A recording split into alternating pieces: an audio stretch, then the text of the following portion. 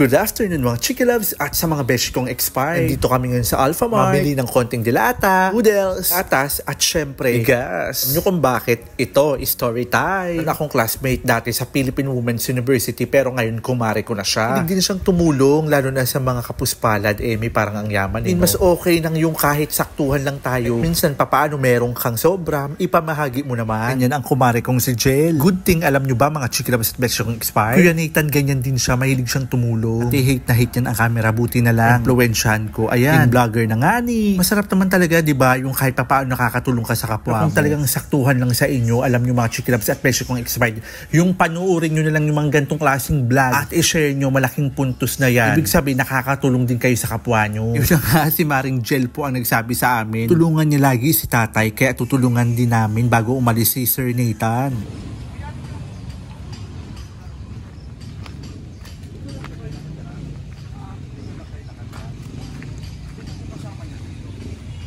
Nakapagsabi po kasi sa amin, yung classmate ko kasi, kaya ako muna sir, lagi daw kung, hindi natin lang kayo ng pagkain po sa minsan. Sa Jello, may dala po kami, konting tulong para sa inyo. Okay na?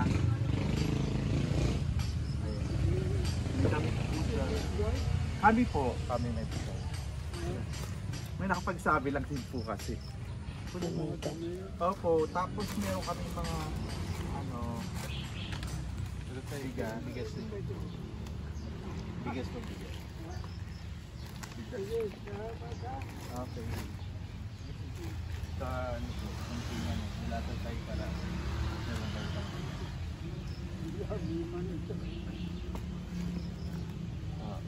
Sige po tayo. Pati, dito tayo. Sa kayo natulog. Bahay ng anak ko ito. Bahay na? Yung masulong. Nakikitirik lang tayo.